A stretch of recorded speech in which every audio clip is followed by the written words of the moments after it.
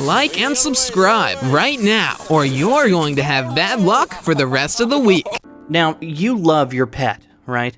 Think about all the fond memories you've shared with them. However, there is a possibility that your pet isn't as loyal as you think. And at any moment, your pet could snap and attack you for no reason. From a pet camel killing owners to monitor lizards feasting on a dead body, here are 10 pets that attack their owners. Number 10. Pet camel.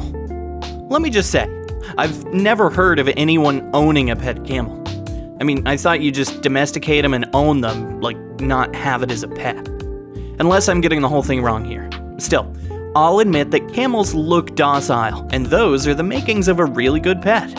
Alright, let's get to it. On her birthday, 60-year-old Pam Weaver, an Australian exotic pet owner, was gifted a 330-pound camel as a pet to add to her collection of cattle, sheep, and other camels on her property. Being an exotic pet owner, she was excited for a camel, and apparently, the pet camel was excited as well. Well, as it turned out, that camel was excited, and not that kind of excited, if you know what we mean.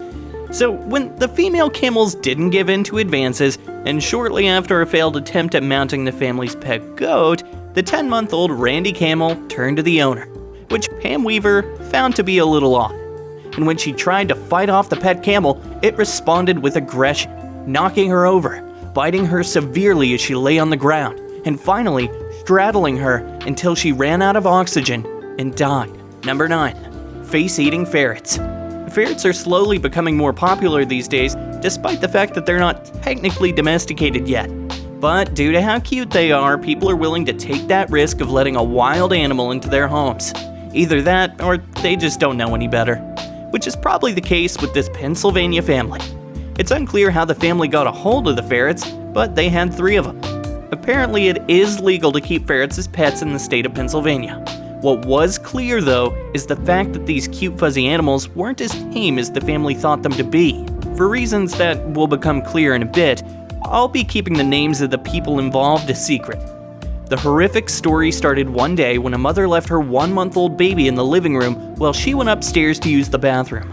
During her absence, 2 of the ferrets somehow managed to escape from their cage and proceeded to gnaw at the poor baby's face. When the baby was discovered, 25% of her face had already been eaten. She was immediately rushed to the hospital. Fortunately, she made a full recovery, although the scars she got from that horrible day will never fade. Number 8. Pigs eat their owner. Oregon pig farmer Terry Vance Garner was the victim of his pigs in one of Oregon's most shocking, horrific incidents. One night he went out to feed the animals, as he regularly would, but he never returned. Not long after, his family went to search for him. After a few hours, they finally found his glasses and part of his body in the pig enclosure. There are 2 speculative theories about what might have happened. The first is that Garner suffered a heart attack and was then consumed by the pigs. The second is that the pigs became aggressive, knocking him down and then eating him. Both are absolutely terrible. Previously, Garner had reported being bitten by an animal, and another factor to consider is that most of his pigs were over 317 kilograms or 700 pounds, which is nearly twice as large as an average pig. Their size alone may lend to the violent tendency theory, but no one knows for sure. Number 7. Scarface the Pit Bull.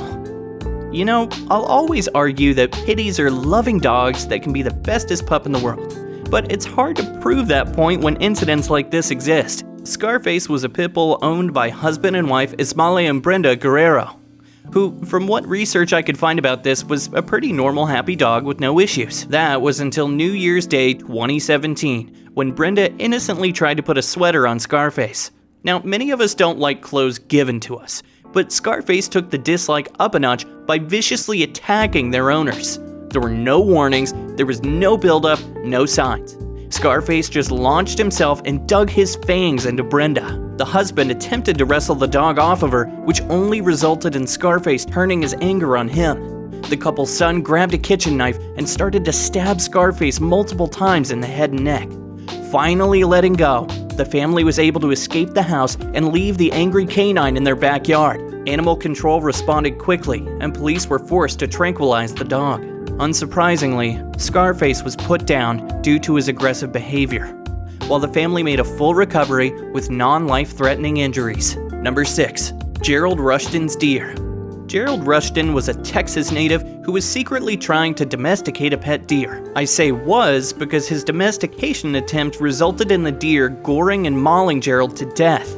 Gerald was keeping the unnamed deer in a kennel in his backyard. The specific details on this case actually aren't as known, as police basically just found Rushton dead and a deer acting all aggressive, forcing them to shoot the deer.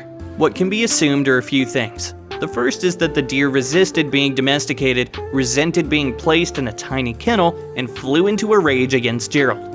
Another theory is that it was mating season at the time, and deer can get very aggressive. Couple that with my previous theory, and it's no wonder why the 67-year-old man met his end at the horns of this deer. Side note, keeping a deer in Texas is highly illegal. So if the deer hadn't gotten him first, the police would have. There's no happy ending to this story, but at least in one scenario, he wouldn't have died. Number 5. Travis the chimpanzee. So what do you do when your enraged 200-pound chimp savagely attacks, mauls, and bites off your best friend's face? I'd like to believe that Travis was a good pet chimp all along and that the owner, Sandra Harold, knew that she had created a special bond with the exotic animal. The two would even appear on several TV and talk shows to prove just how incredible chimpanzees are and how easy it is for them to relate to us humans, and vice versa. However, the chimp-man friendship turned bitter one day when Travis would not listen to any of his owner's commands and instead chose to behave wildly. So when the owner, Sandra Harold, called her friend to help her with the aggressive chimp situation, the two ladies shortly found themselves at the receiving end of a chimp that had turned savage. The attacking chimp even bit off her owner's friend's face. The police and medics arrived at a bloody scene, and Travis had to be put down to end his vicious rampage. Number 4. Monitor lizard. The next spot goes to Ronald Huff from Delaware, who in 2002 was found dead in his apartment by police officers, surrounded by 7 Nile monitor lizards that were feeding on his lifeless corpse. Monitors are wonderful creatures, but not exactly ideal for keeping as a pet. They grow up to 6 feet long and have saliva that has bacteria which can prove fatal to humans. It's thought that Ronald's death was due to natural causes, and the lizards had no choice but to start eating him in an attempt to stay alive. By the time the police found his body, he had suffered considerable damage, especially to his face. But luckily, all of the lizards seemed to be in pretty good health. Number 3. Teddy, the black bear.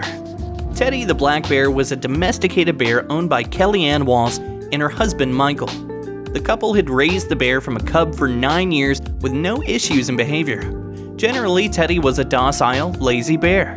The couple had no issues with their other animals either, as they also had owned an African lion, cougar, jaguar, and a tiger on their property and were experienced in taking care of each of them. Kelly herself had taken care of Teddy thousands of times, cleaning his cage with no problems or aggression from the 350-pound bear. That was until one day in early October of 2009 when Teddy attacked and killed Kelly during a routine cage cleaning. Kelly had entered the 15 by 15 foot cage and tossed dog food to distract Teddy so she could clean his cage. Teddy then attacked Kelly in front of her children and their neighbor's children, who went and got their father. Mr. Castone was forced to put down Teddy, but sadly, Kelly had already succumbed to her wounds. Number 2. Janet Veal. Cats. Cats are also reliant on their owners, particularly if they're kept indoors. When Janet Veal, a recluse from Ringwood in England, died from natural causes, her pets were left with no choice but to start picking away at their former owner. After realizing that they hadn't seen her for a while, and with letters spilling out of the letterbox, the neighbors called the police to find out what happened. Inside, they found what they described as a distressing scene. There were dead cats and dogs in the kitchen and living room. Some were still alive. Looking around further, they found Janet Veal dead on the kitchen floor, with injuries that showed she'd been eaten by her cats. The coroner's report said that she died of a heart problem, and the cats had no choice but to eat her in order to survive. Number 1. The red deer and elk hybrid. For a few years, Paul McDonald and his family had kept animals on their farm in Australia, including a cross between a red deer and an elk. There weren't any incidents until 2019. During the rutting season, the crossbreed was especially aggressive. Testosterone levels and hormones are high during this period, and males become very aggressive for 2 months. For the other 10 months, they're quite calm. Isolation and castration can help reduce these tendencies, but unfortunately, they hadn't done so for him. He was also isolated, but that didn't help. As Paul was out one morning feeding the animals, it attacked him. His wife came running when she heard something going on, only to be attacked and injured herself. Then, her son went for help. When police and paramedics arrived, they shot the deer-elk crossbreed and tended to her and Paul's wounds. She survived. Paul did not. As always, thank you for watching.